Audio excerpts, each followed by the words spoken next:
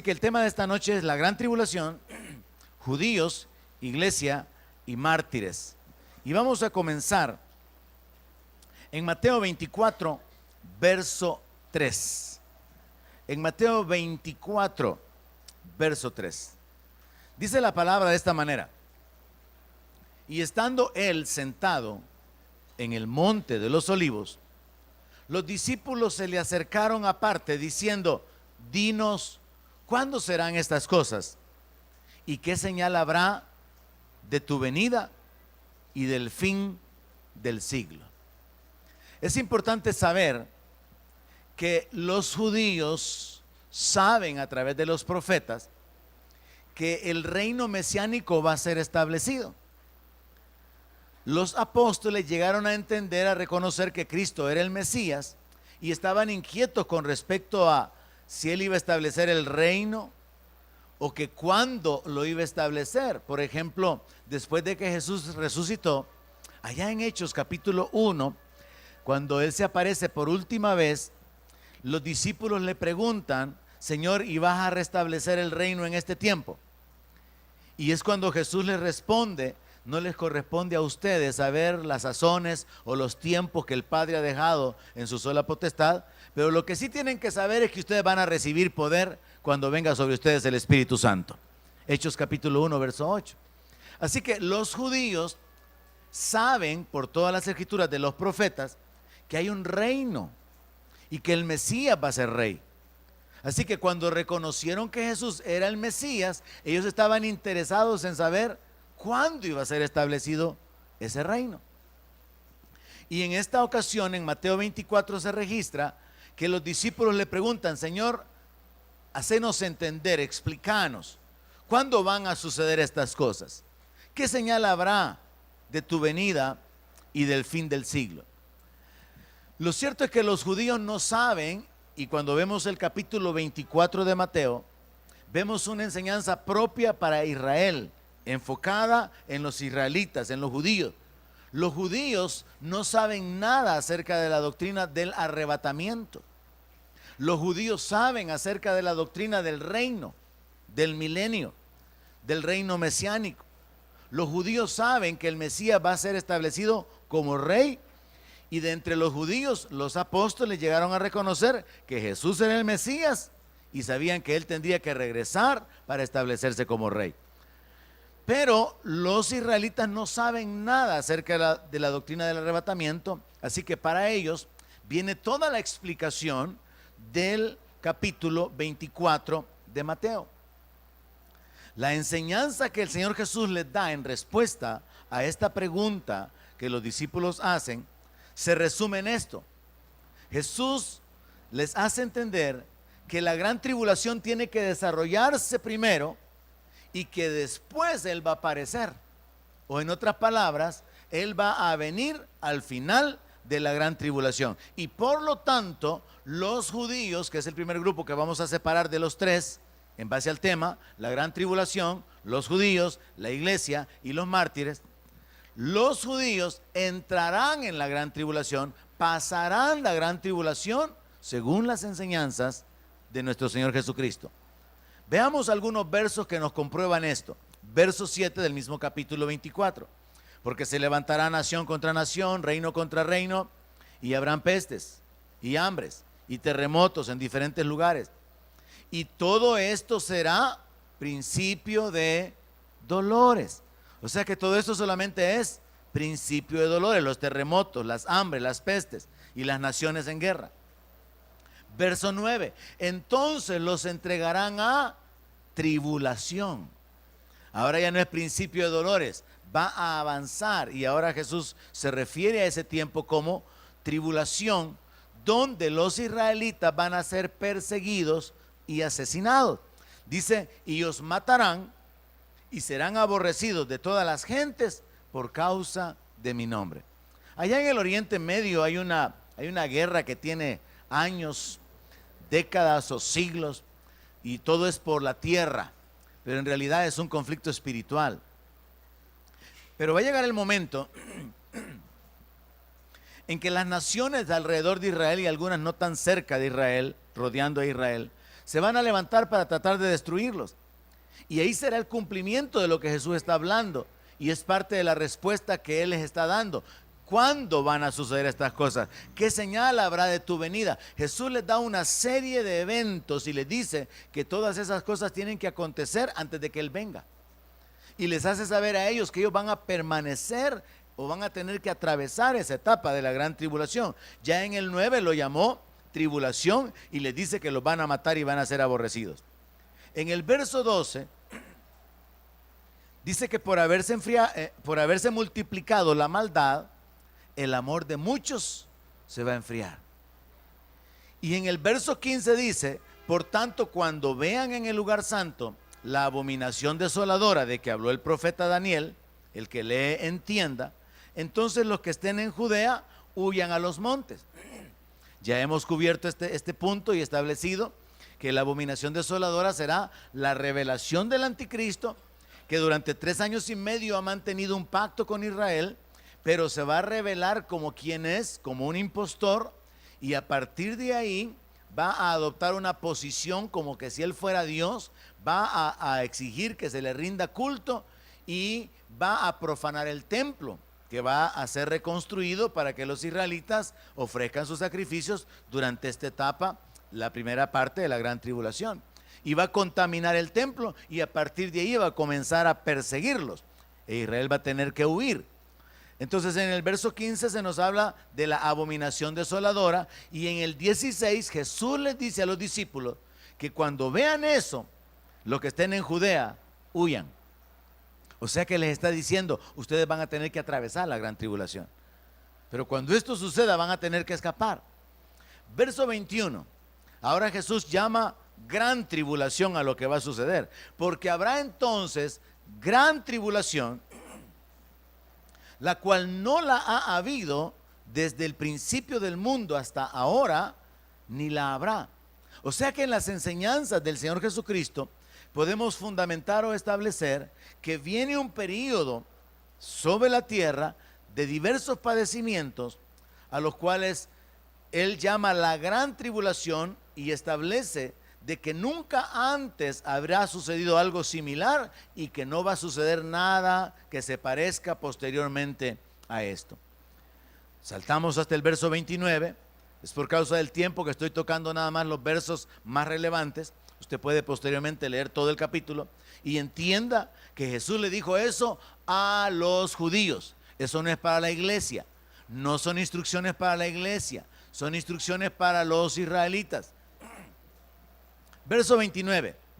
E inmediatamente después de la tribulación de aquellos días, el sol se oscurecerá y la luna no dará su resplandor y las estrellas caerán del cielo y las potencias de los cielos serán conmovidas.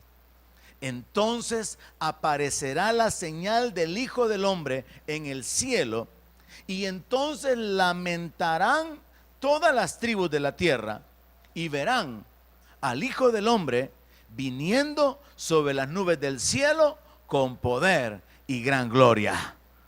Aleluya. Enfoquémonos y establezcamos que fue una pregunta la que le hicieron al Señor con respecto a las señales que habrían antes de que Él se manifestara. Los israelitas o los apóstoles, mejor dicho, en este punto de la historia, ellos tenían claro que un reino iba a ser establecido, que el rey era Jesús, que Jesús tenía que volver, pero ellos querían ubicarse. ¿Cuándo va a ser eso? ¿Cuándo va a suceder? Y entonces vemos claramente en la enseñanza del Señor Jesucristo que Él no va a venir por segunda vez sin que sobre la tierra se haya desarrollado ese periodo de 7 años llamado la gran tribulación. Entonces tenemos que establecer de una manera muy clara que el Señor Jesús da instrucciones a los judíos, da instrucciones a los israelitas. Eso que se encuentra en el verso 16, hermano, de que los que vean la abominación desoladora, si están en Judea, que huyan a los montes, es algo literal que solamente puede aplicarse a la gente que vive allá en Israel. Eso no se puede aplicar a la iglesia.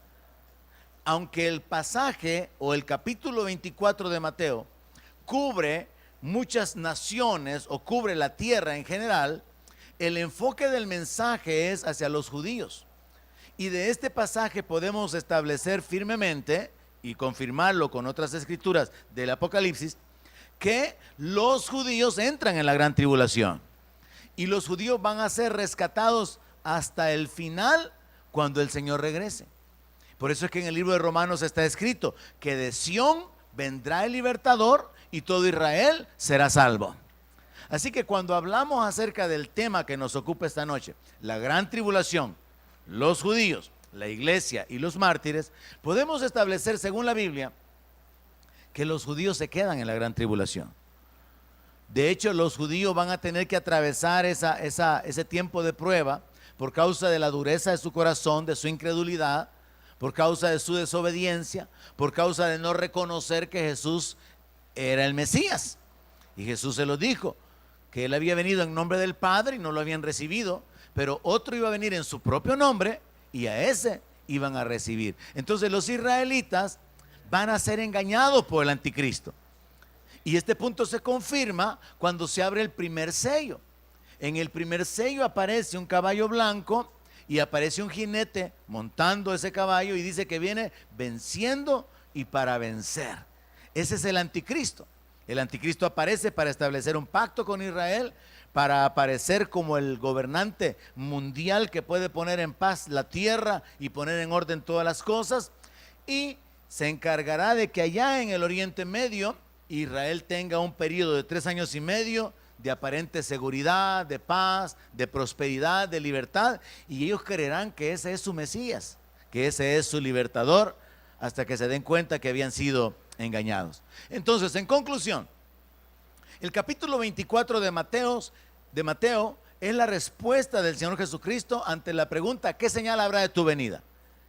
Y lo que Jesús enseña es que Él va a venir hasta que la gran tribulación haya pasado. Los israelitas no saben nada sobre el arrebatamiento. En términos generales, los judíos no saben nada sobre el arrebatamiento. Los judíos no saben que Jesús es el Mesías. Nosotros sí. Nosotros ya sabemos que Él es el Salvador del mundo. Entonces los judíos van a entrar en la gran tribulación, van a padecer, van a ser perseguidos, van a ser asesinados algunos, hasta que aparezca el Señor al final de la gran tribulación, se toque la séptima trompeta y el Señor venga para defender a Israel y a juzgar a las naciones que se hayan levantado contra ellos y establecer el reino. Esto también se confirma con el capítulo 11 de Apocalipsis, el cual ya cubrimos en la sesión sobre los 2 testigos, porque en el capítulo 11 se nos comienza a narrar el inicio del ministerio de los 2 testigos a la mitad de la gran tribulación y se nos lleva hasta el final. Y en el final se le da la gloria a Dios porque Él ha tomado su poder y ha llegado el tiempo de dar galardón a los santos, a los profetas y a los siervos. Se nos lleva hasta el final de la gran tribulación. Pero luego en el capítulo 12 se continúa con los eventos que todavía tienen que transcurrir después de que se inicie el ministerio de los 2 testigos. Así que concluimos que el enfoque bíblico con respecto a Israel es que los judíos se quedan en la gran tribulación. Los judíos no saben nada sobre el arrebatamiento. Los judíos no saben que Jesús es el Mesías. Pero hablemos del segundo grupo. Hablemos de la iglesia. La iglesia sí sabe que Jesús es el Mesías. La iglesia sabe que la salvación viene de los judíos. Está escrito en la palabra. Y nosotros sabemos que Jesús es el Señor. Él es el Salvador. Y como iglesia, nosotros estamos esperando la glorificación del cuerpo. Estamos esperando el arrebatamiento porque nosotros sabemos que Jesús se fue a preparar lugar. Él dijo que en la casa del Padre muchas moradas hay y que Él iba a ir a preparar lugar y que cuando lo hubiera preparado Él iba a volver para tomarnos. Ese pasaje sí está enfocado a la iglesia. Eso Jesús no se lo dijo a los judíos, se lo dijo a los creyentes. ¿Hay algún creyente aquí esta noche? Usted debe de vivir esperando a Cristo. Usted debe de vivir consciente, hermano, de que en cualquier momento sucederá el arrebatamiento. Y por eso Jesús en las parábolas enseñaba sobre la necesidad de estar listo. Como por ejemplo la parábola de las 10 vírgenes. Comparó el reino con esa espera de las vírgenes, las que acompañaban a la pareja que se iba a casar. Esperaban que el novio apareciera para hacer el cortejo y realizar o acompañarlo para realizar las bodas. Pero las vírgenes, que representa a la iglesia, las vírgenes tienen que estar preparadas y tienen que estar listas para continuar esperando al Señor, aunque el Señor se tarde. Amén. Entonces la iglesia tiene que vivir con esta conciencia. Estamos esperando el arrebatamiento. Estamos esperando la glorificación de nuestros cuerpos. Estamos esperando que Jesús regrese por nosotros. Y entonces hay que separar la segunda venida de Cristo del arrebatamiento, porque el arrebatamiento no es una venida en el sentido de que Él no llega a la tierra, sino que, según dice el apóstol Pablo, vamos a subir para encontrarnos con el Señor en el aire. Entonces sepamos que los judíos entran en la gran tribulación, pero la iglesia es librada de la gran tribulación. Ahora, ¿cuáles son esas bases para poder establecer eso? Número uno, en la sesión anterior ya cubrimos que en el cielo se encuentran los ángeles, se encuentran los seres vivientes y se encuentran millones y millones que están cantando y adorando al que está sentado en el trono y al Cordero. Y ese canto que ellos están cantando identifica a la iglesia, porque si solamente fueran ángeles, ese canto es imposible que los ángeles lo canten. En Apocalipsis capítulo 5, verso 9, dice que cantaban un nuevo cántico diciendo: digno eres de tomar el libro y de abrir sus sellos, porque tú fuiste inmolado y con tu sangre nos has redimido para Dios de todo linaje y lengua y pueblo y nación, y nos has hecho para nuestro Dios reyes y sacerdotes, y reinaremos sobre la tierra. En el cielo se encuentra la iglesia adorando al Redentor y proclamando que más adelante van a estar de nuevo en la tierra para reinar con el Señor. En ese sentido es importantísimo, una vez más, para mí recordarle: cuando usted evangelice a alguien, no le hable acerca de que si quiere pasar la eternidad en el cielo o en el infierno, porque nadie va a pasar la eternidad en el cielo. El reino de Dios vendrá a la tierra, y la iglesia, que es arrebatada antes de la gran tribulación para ser librada de todo lo que suceda sobre la tierra, va a descender con el Señor cuando Él establezca el reino. Entonces, las bases para establecer el arrebatamiento de la iglesia son: número uno, la iglesia se encuentra en el cielo adorando al Señor. Fue arrebatada. Es la iglesia la única que puede cantar de redención en el cielo y proclamar que tiene la esperanza de reinar en la tierra, lo cual complementa la idea de ser levantados mientras en la tierra suceden todos los juicios, y de descender con el Señor cuando los juicios hayan pasado o cuando el Señor venga a ejecutar su sentencia sobre las naciones que se han levantado contra Israel. Ahora, otra base bíblica para poder sustentar que como creyentes estamos esperando el arrebatamiento es Apocalipsis capítulo 3, verso 10. Cuando se hace un estudio de las cartas a las 7 iglesias de Asia, las cuales el Señor Jesús le dice a Juan que escriba, cuando se hace un estudio de las 7 iglesias, la base histórica es que esas iglesias existían en cada una de esas ciudades: en Éfeso, en Esmirna, en Pérgamo, en Filadelfia, en Sardis. Había una iglesia en cada ciudad.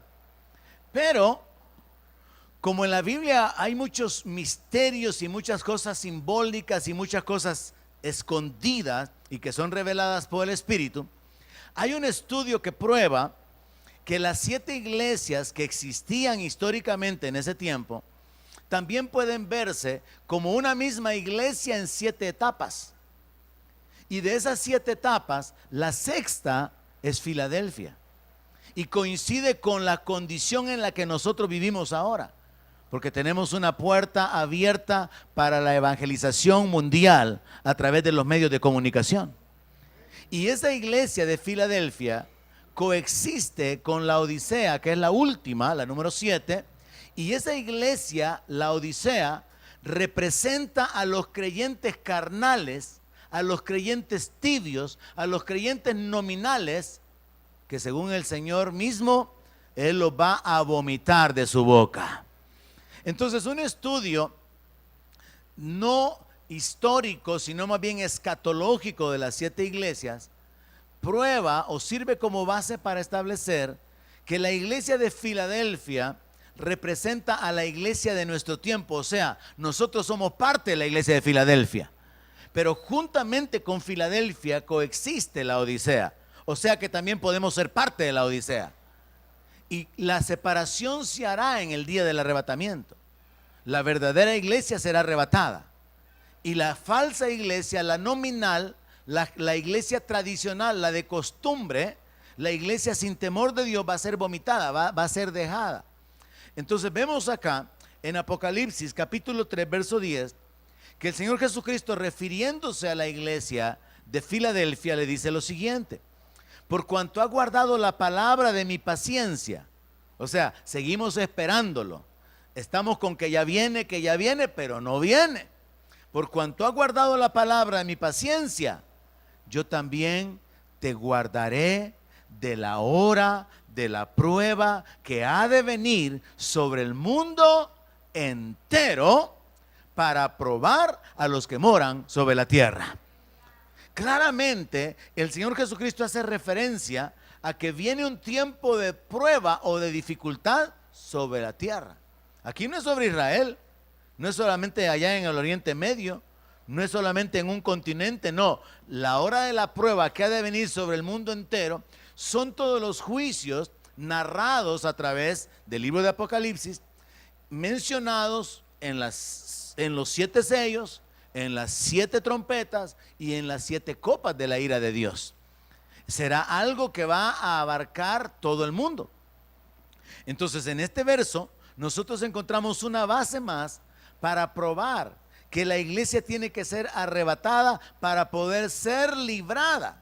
Esa expresión, yo también te guardaré de la hora de la prueba que ha de venir sobre el mundo entero, implica o da la idea de que la forma de ser guardado, de ser librado, es ser sacado, ser apartado de todo lo que va a acontecer sobre la tierra.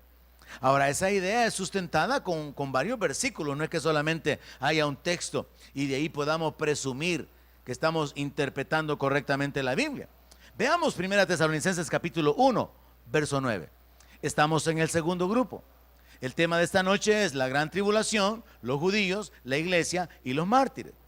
Y ya establecimos, particularmente en base a Mateo 24, que los judíos entran en la gran tribulación. Van a atravesar la gran tribulación, van a morir, muchos de ellos van a ser perseguidos, van a ser asesinados, pero habrá un remanente que va a ser salvado cuando el Señor Jesús aparezca en la segunda venida. Así que los judíos están esperando la segunda venida, pero la iglesia está esperando el arrebatamiento.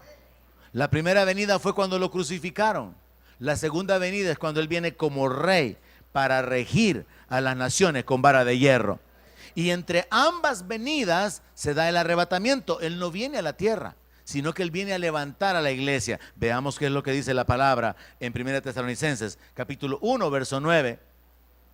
Porque ellos mismos cuentan de nosotros la manera en que nos recibieron y cómo se convirtieron de los ídolos a Dios para servir al Dios vivo y verdadero y esperar de los cielos a su Hijo. Oiga eso, esperar de los cielos a su Hijo, al cual resucitó de los muertos, a Jesús, quien nos libra de la ira venidera. Jesús es el que va a librar a la iglesia de la ira venidera. Este verso prueba claramente que la expectativa de la iglesia debe de ser no por la tercera guerra mundial, como algunos andan por ahí preocupados, no por las naves espaciales y los ovnis que van a inundar la tierra, no por la gran tribulación. La expectativa de la iglesia es por ser arrebatados, ser transformados, ser glorificados. Alguien debería alegrarse esta noche. Esa es nuestra esperanza, hermano. Y tenemos que vivir cada día con esa convicción. Jesús volverá por la iglesia. Él viene para levantar la iglesia. Y cuando eso se dé, los muertos van a resucitar con cuerpos transformados. Y los que vivimos, los que hayamos quedado, dice el apóstol Pablo, seremos transformados. Eso lo dice Pablo en 1 Corintios 15. Pero también en 1 Tesalonicenses capítulo 4, verso 17, se nos habla del arrebatamiento. Usted tiene que estar fundamentado en la palabra para poder establecer que la doctrina del arrebatamiento de la iglesia es un fundamento de nuestra fe. A pesar de que la iglesia evangélica está dividida. Y hay algunas iglesias evangélicas que sostienen que no, la iglesia va a entrar en la gran tribulación. El problema es confundir los grupos. Usted tiene que saber, Israel entra en la gran tribulación. Jesús se los enseñó, les advirtió y les dio instrucciones. La iglesia no, la iglesia es librada de la ira venidera. La iglesia es guardada de la ira que va a manifestarse sobre la tierra. Pero aparte de Israel y de la iglesia, hay que identificar el tercer grupo que vamos a ver posteriormente, que es el de los mártires. Pero leamos qué dice la Biblia con respecto a la iglesia. Primera de Tesalonicenses capítulo 4, verso 17.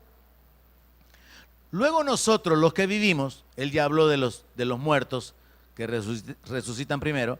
Luego nosotros los que vivimos, los que hayamos quedado, seremos arrebatados juntamente con ellos en las nubes para recibir al Señor en el aire, y así estaremos siempre con el Señor.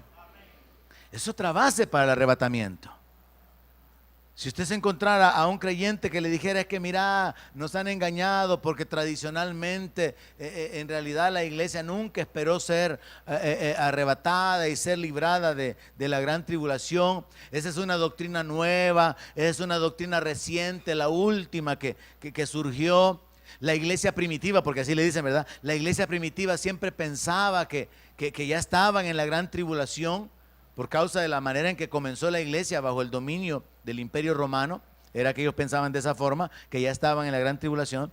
Pero puede surgir alguien que le diga, no, esa doctrina no es la más adecuada, no es la más bíblica. Usted tiene que poder sustentar en base a la palabra de Dios que una cosa fue la primera venida de Cristo y lo mataron. Aunque en realidad todo eso fue hecho y sucedió bajo los designios de Dios.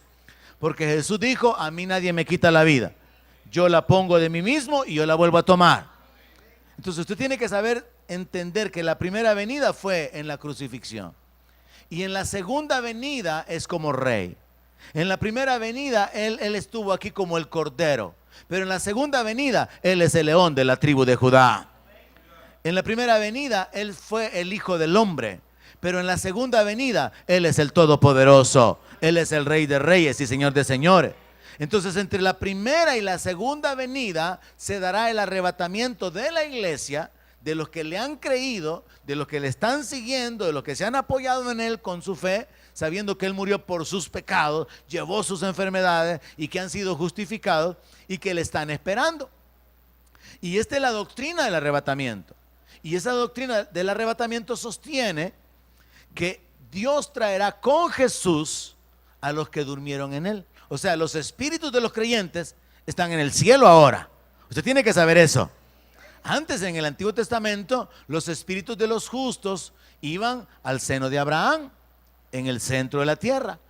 Pero después de que Jesús resucitó y Él entró en el lugar santísimo, hizo expiación por nuestros pecados, y siendo ya el primogénito de entre los muertos, Él tomó cautiva la cautividad, según Efesios capítulo 4. Es decir, Él tomó a los que estaban cautivos en el seno de Abraham y se los llevó para el cielo, donde ahora está el paraíso. Y por eso es que en la Biblia se nos muestra que Jesús habló con uno de los ladrones y le prometió que iba a estar con él en el paraíso. Y Pablo dice de que ya en la doctrina del Nuevo Testamento, si alguno está presente en este cuerpo, está ausente al Señor. Pero cuando estemos ausentes a este cuerpo, vamos a estar presentes al Señor. Entonces la Biblia nos muestra un montón de piezas que establecen la idea de que cuando alguien se muere, parte para estar en la presencia de Dios. Amén. Literalmente, en un lugar en el cielo y no durmiendo. No ande diciendo que su pariente está roncando. No, está descansando, pero está consciente en la presencia de Dios. Entonces la Biblia dice que Dios traerá con Jesús a los que durmieron en él. O sea, los espíritus vendrán, nuevos cuerpos van a ser formados de la tierra. ¿Cuántos creen que Dios tiene el poder para hacerlo? Él solo ordenó y las cosas fueron hechas, hermano. Él dijo, sean las aves, sean las bestias, y comenzaron a ser creados los animales. Él solamente dijo, Lázaro, ven fuera, y los órganos que ya estaban putrefactos comenzaron a restaurarse. Nuevos cuerpos van a ser formados para los que están sin cuerpo. Pero para los que estén vivos, los que estemos vivos en el lenguaje del apóstol Pablo, seremos arrebatados con un cuerpo transformado. O sea, vamos a ser transformados en un abrir y cerrar de ojos. Es lo que Pablo escribe en la primera carta a los Corintios capítulo 15. Entonces aquí está estableciendo un fundamento fuerte sobre el arrebatamiento, y usted tiene que conocer todo esto para que nadie lo mueva de su esperanza. Luego nosotros, los que vivimos, los que hayamos quedado, seremos arrebatados juntamente con ellos en las nubes para recibir al Señor en el aire, y así estaremos siempre con el Señor. Una forma de aplicarlo sería esta. Los años han pasado, y haciendo referencia al aniversario, haciendo referencia a que año con año las congregaciones están celebrando, ¿verdad?, la gracia, la misericordia de Dios, la bondad de Dios un año más. Pero a medida que los años pasan, hay un grupo de personas que son los que han quedado. Y entonces yo cada año voy revisando la lista, ¿verdad?, de los que hemos quedado, de los que hay. Bajo ese enfoque el apóstol Pablo dice, los que hayamos quedado. ¿Y a qué se refiere? A los que estén firmes en la fe. ¿A qué se refiere? A los creyentes que siguen batallando y guardando la fe, hermano. Los que hayamos quedado seremos arrebatados juntamente con los que murieron en Cristo para recibir al Señor en el aire. Por eso es que este acontecimiento no cuenta como venida, porque Él no viene a la tierra, sino que subimos o subiremos para encontrarnos con el Señor en el aire, y así estaremos siempre con Él. ¿Qué significa eso? Que cuando Él descienda al final de la gran tribulación, la iglesia también desciende con el Señor y con los ángeles que vienen para poder establecer el reino sobre la tierra. Así que, en base al tema de la gran tribulación, los judíos y la iglesia, hemos cubierto ya que los judíos se quedan en la gran tribulación, van a ser perseguidos, van a ser asesinados, y hay un remanente que va a ser libertado al final. La iglesia es arrebatada al principio, la iglesia es guardada de la hora de la prueba que ha de venir sobre el mundo entero. Jesucristo nos libra de la ira venidera, y la iglesia regresará al final de la gran tribulación. Nos hace falta cubrir el tercer grupo, y es donde viene la confusión de algunos que sostienen que la iglesia se queda en la gran tribulación. Pero no tenemos que confundir la iglesia con los mártires. Los mártires son un tercer grupo totalmente diferente. Ahora, los mártires probablemente estarán conformados, será un grupo conformado con algunos de los creyentes de la Odisea, creyentes tibios que fueron vomitados, creyentes que no fueron arrebatados, creyentes que no tomaron en serio el evangelio, creyentes que pensaron que todo esto era un cuento, no tomaron con la seriedad, con el compromiso, el seguir a Cristo. Y entonces van a ser dejados, van a quedarse en la gran tribulación.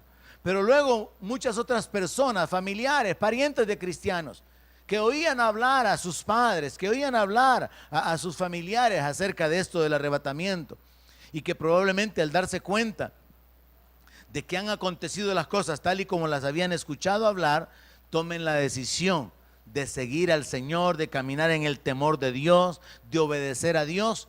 Pero este grupo de personas que van a ser millones, este grupo de personas tendrá que morir si quieren ser salvos. Ahora usted lo que tiene que hacer es creer en el Señor Jesucristo y vivir por fe. Levantarse temprano el domingo para venir a congregarse, adorar a Dios, decir amén cuando digo algo bueno de Dios. Amén. Servir, comprometerse en el reino, permanecer firme en el Señor. Ahora no hay sacrificio, solamente hay un esfuerzo por seguir al Señor. Pero durante la gran tribulación habrá que morir. Y eso lo enseña claramente el Señor a Juan a través del libro de Apocalipsis. Apocalipsis capítulo 7, verso 9. dice que el apóstol Juan vio una gran multitud, la cual nadie podía contar. Miren los detalles. De toda nación, de todas naciones, tribus, pueblos y lenguas, que estaban delante del trono y en la presencia del Cordero, vestidos de ropas blancas y con palmas en las manos, y clamaban a gran voz diciendo: la salvación pertenece a nuestro Dios que está sentado en el trono y al Cordero. Ellos reconocen que han sido salvados, alcanzaron salvación. Nos saltamos hacia el verso 13. Entonces uno de los ancianos habló diciéndome: ¿y estos que están vestidos de ropa blanca, quiénes son? ¿Y de dónde han venido? Yo le dije: Señor, tú lo sabes. Y él me dijo: estos son los que han salido de la gran tribulación y han lavado sus ropas y las han emblanquecido en la sangre del Cordero. ¿Quiénes son estos entonces? Son personas que van a morir o que murieron durante la gran tribulación. Porque este mismo grupo de personas están en un par de capítulos anteriores clamando por venganza, y se les dice que esperen hasta que sea complementado el número de consiervos que tiene que ser muerto al igual que ellos. Entonces la forma de salir hacia la vida eterna en la gran tribulación es muriendo por causa del Señor. La forma de ser salvos ahora es creyendo en Jesucristo, siguiéndole, luchando por permanecer en fe, en obediencia, dependiendo de Él cada día, caminando en el temor, caminando en la obediencia a su palabra, confiado en sus promesas. Esa es la forma de ser salvo ahora. Amén. Pero en la gran tribulación la forma de ser salvo es dar la vida, ser asesinado, no someterse al sistema de la bestia. Por ejemplo, ahorita un buen ejemplo de lo que sería un gobierno represivo son los musulmanes.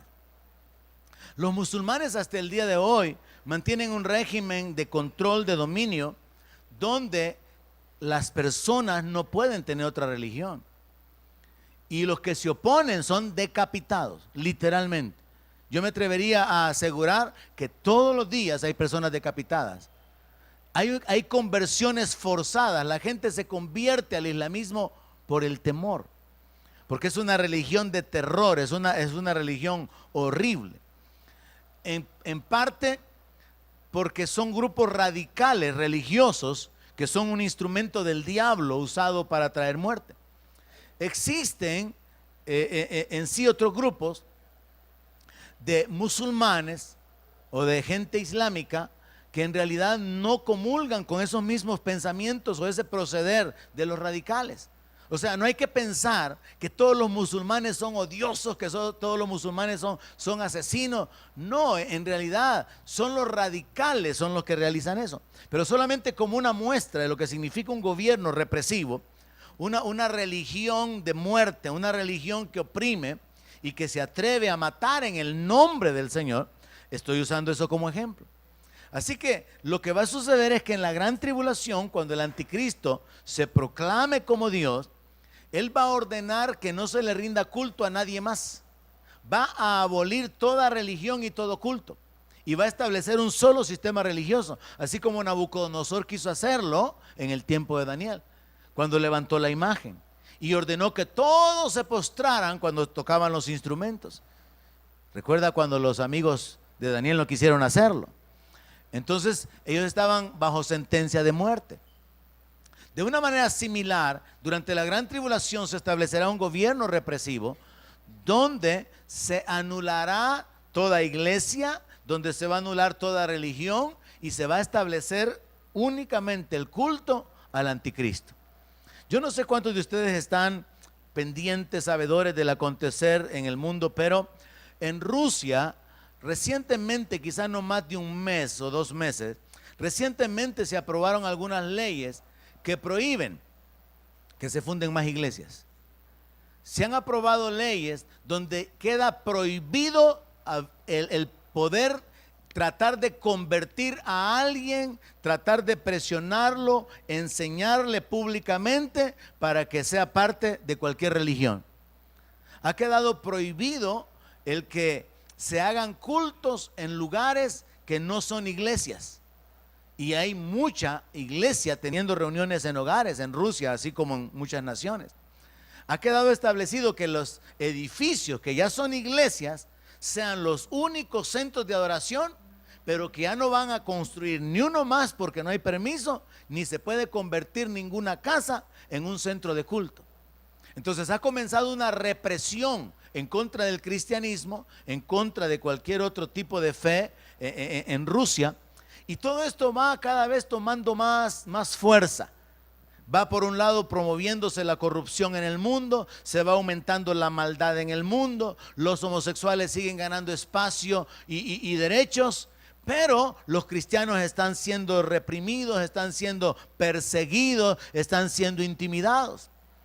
Hace un mes aproximadamente, también en los Estados Unidos sucedió que levantaron una estatua del diablo en un Capitolio, no recuerdo cuál es el estado.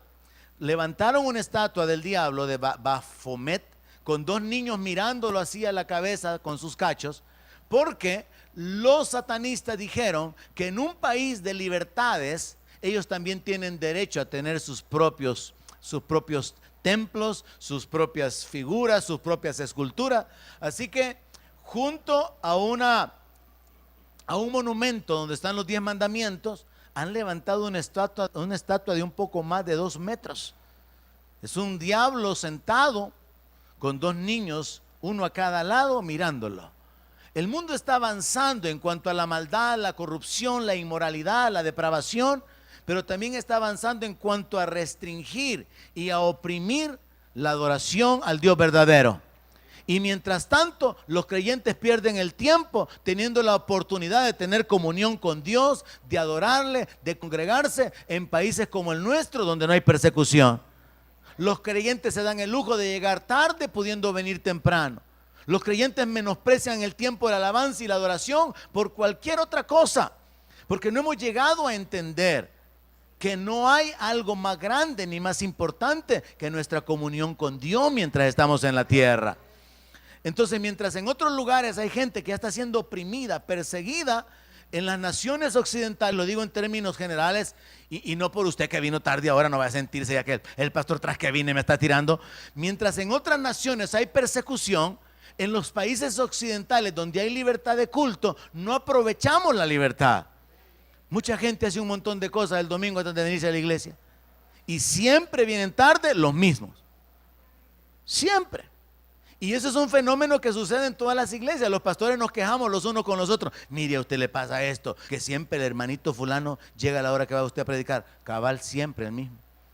Y el otro llega cuando ya va a la mitad del mensaje, cabal siempre. Y el otro llega cuando ya se van a cerrar las puertas de la iglesia, cabal siempre, siempre el mismo. Pero ya es suficiente con eso. Regresemos a Apocalipsis. Es que me obligaron a decirlo. Entonces no tenemos que confundir la iglesia con los mártires. No tenemos que confundir la iglesia con Israel.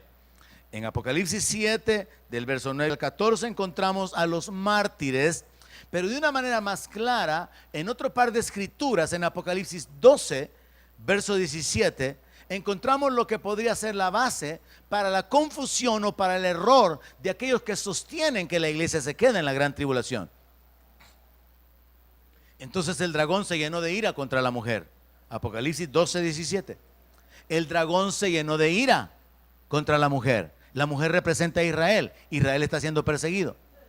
Y se fue a hacer guerra contra el resto de la descendencia de ella. ¿Quién es el resto de la descendencia de la mujer? La iglesia, dicen algunos. No, si la iglesia ya está adorando a Dios en el cielo. Dígame, hermano. La iglesia ya está habiendo sido arrebatada en la presencia de Dios. No puede estar en la tierra. ¿Quiénes son estos? Son los mártires, son los que van a salir de la gran tribulación. ¿Cómo? Decapitados, muertos. ¿Por qué van a morir? Ahí dice el verso, la frase siguiente. ¿Por qué? Porque son los que en la gran tribulación van a guardar los mandamientos de Dios y tienen el testimonio de Jesucristo. Pero esto no es la iglesia. ¿Sabe por qué no es la iglesia? Primero porque ya establecimos las bases para el arrebatamiento. Segundo, porque si la iglesia se quedara en la gran tribulación, en un gobierno donde el diablo va a ser cabeza de todos los imperios, de todas las naciones, el diablo se acabaría la iglesia. Porque se le da la potestad, se le da la autoridad para hacerle guerra a los santos, como dice en Apocalipsis capítulo 13, verso 6. Entonces existe el error de confundir a los mártires con la iglesia, pero sepamos que los que están en la tierra son los que no fueron arrebatados. Los que están en la tierra guardando los mandamientos de Dios son probablemente familiares, conocidos, amigos, gente que visitó la iglesia pero nunca lo tomó en serio. Oyeron el mensaje sobre la venida de Cristo, oyeron sobre el arrebatamiento, oyeron sobre esto, pero no lo tomaron en serio. Y ahora que ven que las cosas se están cumpliendo, ahora sí van a tener que afirmarse hasta el punto de tener que dar su vida. Y eso es lo que dice en Apocalipsis capítulo 13, verso 6. Y abrió su boca en blasfemias contra Dios, para blasfemar de su nombre, de su tabernáculo y de los que moran en el cielo. Oiga esa frase. ¿Por qué no dice para blasfemar de los ángeles? Porque de nuevo ahí la iglesia está escondida. Dice, y de los que moran en el cielo. Oh moradora de Sión. Nosotros somos los moradores de Sión en el tiempo de la gran tribulación, hermano. Entonces dice que al diablo, a esta bestia, se le va a dar la potestad de abrir su boca en blasfemias contra Dios, para blasfemar de su nombre, para maldecirlo, para blasfemar de su tabernáculo, para blasfemar de los que moran en el cielo. Y en el verso 7 muy claramente dice, y se le permitió hacer guerra contra los santos y vencerlos. Si esa fuera la iglesia, el diablo se acaba la iglesia. La iglesia sencillamente no puede quedarse en la gran tribulación. Hay bases para probar el arrebatamiento, como ya lo cubrimos, pero también tenemos este fundamento. Si la iglesia se quedara en la tierra bajo un gobierno satánico, un gobierno represivo, la iglesia sería destruida. ¿Y qué iglesia habría al final de la gran tribulación? No habría iglesia. Otra base para sostener que la iglesia tiene que ser removida es que el apóstol Pablo sostiene que el anticristo no va a aparecer sin que sea quitado de en medio quien lo detiene. Y quien detiene la manifestación del anticristo es el cuerpo de Cristo, es la iglesia. Entonces cuando la iglesia es quitada, el diablo tiene espacio. Es como el asunto de la sal. La Biblia dice, Jesús dice que nosotros somos la sal, y la sal preserva. La sal, así como en lo natural, usted sabe que si usted a la carne ¿cómo se puede decir la palabra? La sala, ¿verdad? No, pero yo quería decir así, que la embadurnaba de sal, que ¿la qué? La preparada, la adoba, lo que sea, ¿verdad? Usted sabe que la sal va a preservar esa carne. No se va a comenzar el proceso de putrefacción. La sal detiene, la sal preserva. Y en ese sentido, la iglesia es la que ha preservado la corrupción del mundo. Entonces, ¿qué es lo que el diablo hace para contraatacar? Corrompe a la iglesia. Y en ese sentido usted tiene que estar atento para no ser corrompido en su fe, para no ser corrompido en su temor a Dios, en su santidad. Porque una iglesia corrompida no sirve para nada. Cuando la iglesia, que es la sal de la tierra, pierde su sabor, no sirve para nada. Cuando el creyente no tiene capacidad de influenciar sobre los inconversos, no sirve para nada. Entonces esa es otra figura que encontramos en la Biblia, que la iglesia es la que ha impedido que se manifieste el anticristo.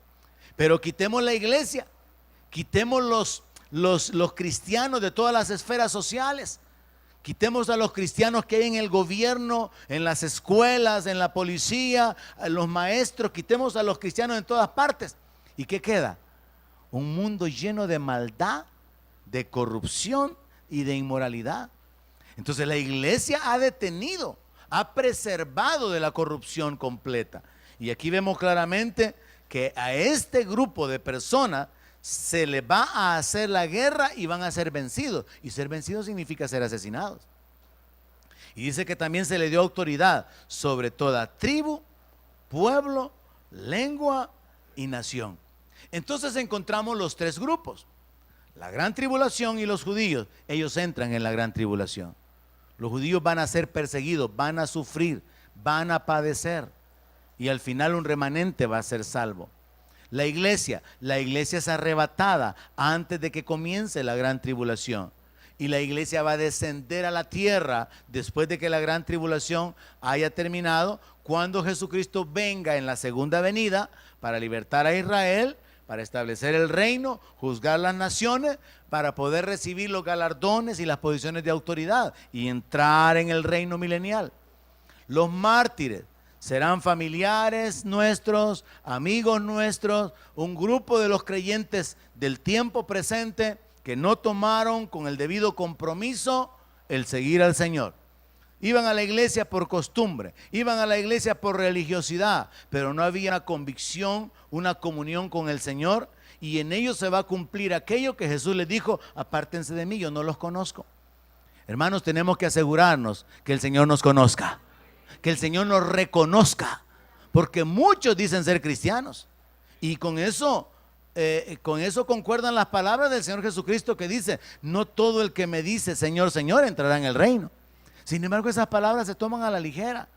Yo creo que hay muchos cristianos viviendo de una manera sin compromiso, porque no han entendido que realmente esto del reino tiene que ser aplicado como aquella parábola de la perla de gran precio, que es algo tan valioso que vale la pena venderlo todo con tal de comprarla. La vida eterna, hermano, es esa perla de gran precio. Y cuando alguien llega a entender que ese es el valor que tiene, entonces está dispuesto a perder o a dejar o a sacrificar cualquier cosa. Así como el apóstol Pablo, que dijo: yo todo lo tengo por basura, yo lo que quiero es ganar a Cristo. Así que establecemos que son tres grupos diferentes y no podemos cometer el error de confundirlos. Algunas iglesias confunden a la iglesia con Israel. Israel es Israel. Nosotros tenemos un mejor pacto con mejores promesas. A Israel se le prometió la tierra, a nosotros la ciudad celestial. A nosotros se nos ha prometido cuerpos glorificados, cuerpos transformados. Pero a Israel se le prometió el poder vivir en el reino, y ellos van a vivir con cuerpos naturales, al igual que muchas naciones que van a ser salvas. Todavía nos hace falta llegar a cubrir todo esto de la ciudad y la vida en la eternidad. Pero por hoy concluimos con esto. En la gran tribulación los judíos entran, muchos van a ser asesinados y al final son libertados. La iglesia no entra, sino que es arrebatada, es librada de la hora de prueba que ha de venir sobre el mundo entero, y desciende al final para entrar en el milenio. Y los mártires son millones y millones de personas que van a ser salvas durante ese tiempo. ¿Cómo van a ser salvas? Porque van a estar dispuestos a guardar los mandamientos de Dios, caminar en el temor de Dios y estar dispuestos a que los maten. Yo acostumbro decirle a la gente en el SEM: si usted no está dispuesto a levantarse más temprano el domingo y a dejar la cobijita, si usted no está dispuesto a aguantar hambrita y llegar tarde a su casa entre semana, si usted no está dispuesto a hacer el esfuerzo por ser fiel congregándose y sirviendo al Señor, yo dudo que esté dispuesto a que lo maten en la gran tribulación, ¿eh? Entonces lo animo a que mejor haga el esfuerzo aquí y ahora, porque es más fácil. Pero allá habrá que dar la vida para poder ser. Donde mi palabra sea su alimento, allí tiene